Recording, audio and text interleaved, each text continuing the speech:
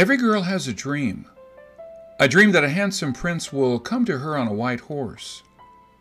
The prince will adore her, love her, and they will live happily ever after. But there's one girl who never dreamt about that. She wanted to one day change the world.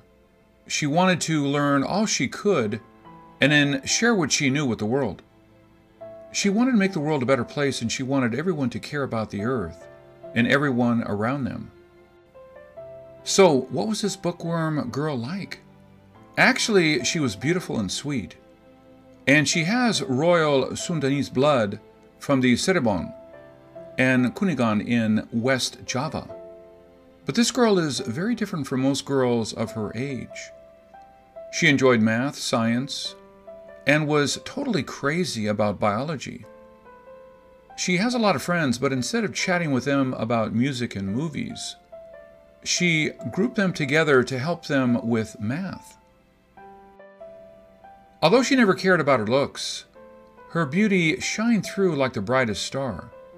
Many qualified young men tried hard to win her heart, but she seemed to be interested only in books.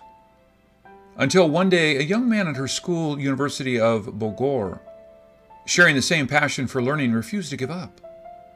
She said no to him for 3 years, but gave in one day when he smiled at her when she said no again.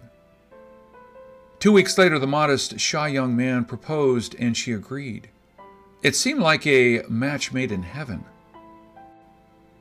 Before the wedding, she learned that her Prince Charming is Prince of Mempawah, son of the Secretary of West Kalimantan Province. His father is not only the king, but also the third highest rank government official in West Kalimantan. Luckily, her Prince Charming is the second son of Mempawah King XII, Panembahan Muhammad Jimmy Ibrahim. His father supported his passion for learning and spared him from many royal duties so he could pursue his dreams. So the prince and princess got married and lived happily studying science. After completing their Bachelor of Science at Bogor Agricultural Institute, the prince went on to earn his master and doctorate degrees at the University of New Brunswick. He thought the most important task was to save the earth, so he focused on environmental toxicology, heavy metal pollution. While the prince was busy learning how to save the earth, the princess put a brake on her learning and put her passion into raising a family. Maybe I should not say break, as she never gave up learning. She finished her master's degree in biological science at the University of New Brunswick in Canada, but had to put her PhD studies for DNA fingerprinting on hold. But it is a dream she never gave up on. So she decided to complete her PhD work at Flinders University in South Australia, with a focus on molecular genetic on tuna and DNA fingerprinting. Although her prince supported her fully on her dreams, he could not accompany her because the government would not let him leave the country after he completed his PhD. So, the princess had to study abroad alone with her 3 young children. While she was in her process of accomplishing her PhD, the king decided to abdicate the crown to her husband, the prince. Although he is the second oldest son, the king felt it was God's will for him to lead the kingdom. The future queen cried for 3 days. It is a great honor to be chosen by God through the king to lead the kingdom. But her dream to change the world through the DNA technology she learned had to be put on hold so she could perform her royal duties. It is not easy to be a queen, but her job put her closer to her cause.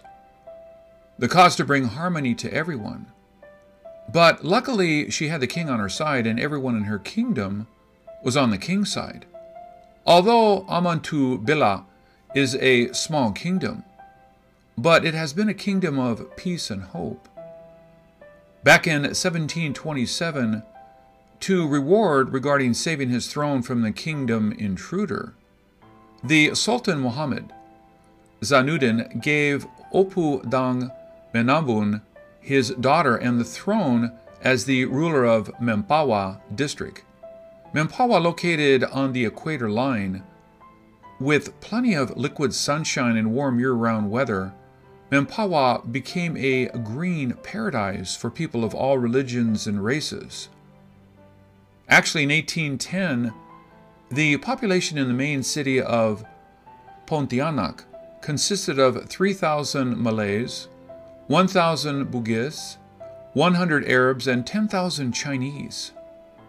Harmony runs in the streams and in the air. You don't need a PhD degree to appreciate the warm feeling in the air. But for two PhDs who have traveled around the world, there's no place like home. So, is there utopia on Earth? Yes. Have you found the Utopia? Yes. It lays right on the equator, and it is a place called Amantubillah.